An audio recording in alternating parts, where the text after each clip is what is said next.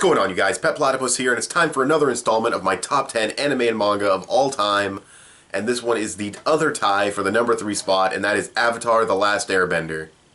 Okay, so this was supposed to come out like right after the Full Metal Alchemist one, but when I was trying to record it, I was just crashing and fucking burning. I couldn't figure out what to say. I was umming and pausing a lot and stuttering through a lot of what I was saying, and it just wasn't up to the standard that I like to upload. So I, tried to do a few takes on it, and it took like 3 or 4 tries. I've been sitting here for like a half hour, and then my camera died because I can't see the viewfinder on my camera because it doesn't work.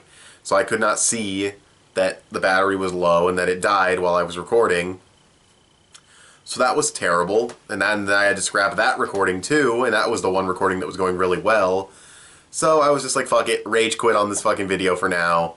But now I'm finally getting back to it. One take, you get what you get, fuck that, but yeah.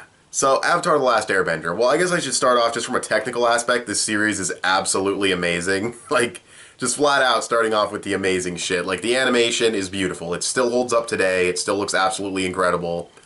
Easily on par with the stuff that's coming out of Japan right now, on a, like, seasonally, I should say. Or better than some of the stuff that comes out on a seasonal basis. I love that they actually animated the mouth flaps to actually match the words that they're saying. Most anime, even seasonal, JoJo's Bizarre Adventure occasionally would actually match the mouth flaps to what they're saying, but usually it's just open and close, which is totally fine, totally serviceable, it works. I'm not, like, criticizing it heavily or anything, but to see it actually, like, match what they're saying in Avatar, I thought was really refreshing and really nice.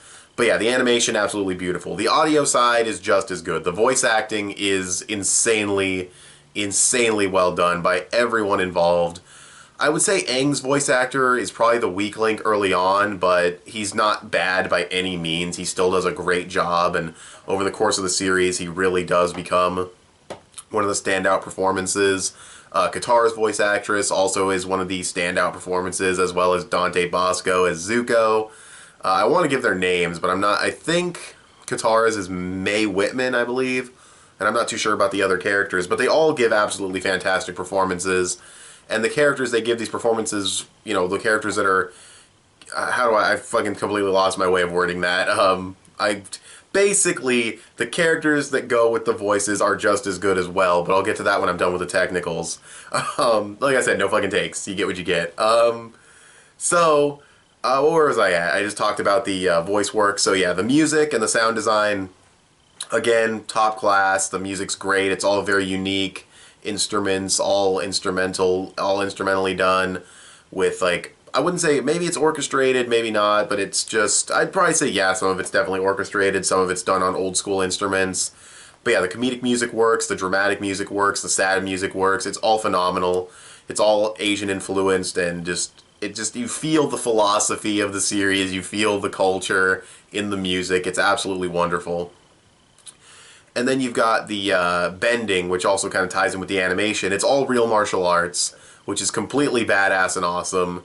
It's all real martial arts, and each one gets its own specific martial art for the bending element. It's very good detail like that helps build the world and make it feel more, real and everything.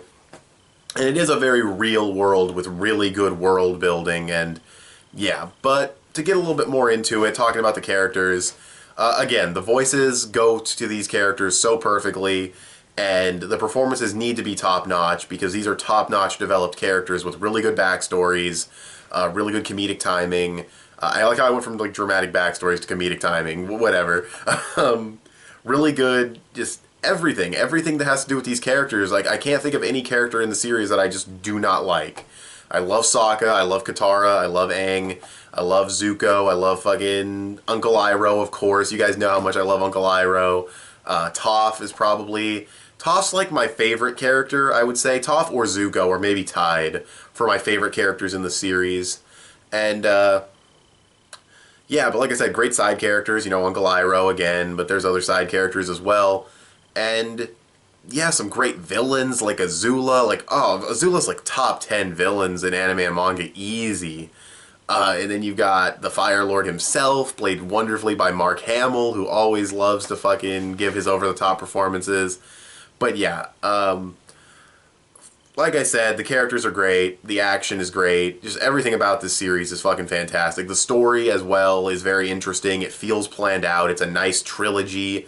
You've got your, kind of your A New Hope with Season 1, then you've got your Empire Strikes Back with Season 2, and if you've seen the series, you definitely know what I mean.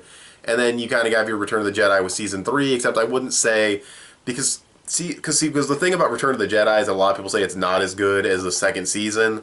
And maybe Season 3 of Avatar isn't as good as the second season, but I still think it wraps up in a phenomenal, epic, and badass way that beats the shit out of, like, Ewoks. And I love Return of the Jedi, but the shit that goes down in Season 3 of Avatar is obviously a much better finale. Maybe except for counting, like, the Emperor, Darth Vader, and Luke stuff, because all that stuff's phenomenal. But, yeah, so we're not talking about Star Wars, though. We're talking about Avatar. And I don't really have much else to say. I mean, it's just truly one of the best series I've ever seen.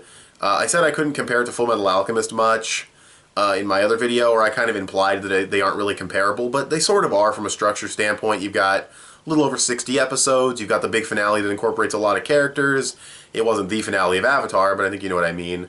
You got the main character who kind of struggles with the idea of killing, a lot of philosophy, what else? A lot of world, I wouldn't say world building too much in Fullmetal Alchemist, but yeah, you've got like the adversary who is not exactly like evil, but they kind of have some hate in them, and one wants redemption, one wants revenge, and they kind of let that go and, you know, come around as allies in the end. You know, I'm not going to say who for either series, but still, it's just, oh, I can't say enough about the series. Easily an 11 out of 10 series. These top four, you know, Fullmetal Alchemist, Avatar, and the next two spots are easily 11 out of 10 series.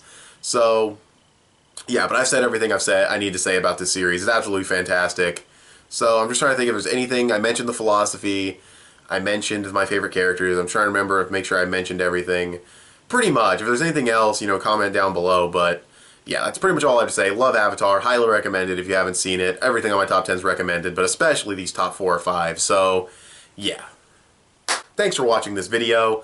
Tell me what you guys think of Avatar: The Last Airbender, if you've seen it, and what's your number 3 on your top 10 of all time. Comment in the comment section down below. You can give this video a thumbs up. That would help me out a lot. You can add me on PSN or follow me on Instagram. I post things there sometimes. I'm petplatypus on both as well. Subscribe if you haven't already, or if you like what you've seen here, and I'll talk to you guys later. Bye.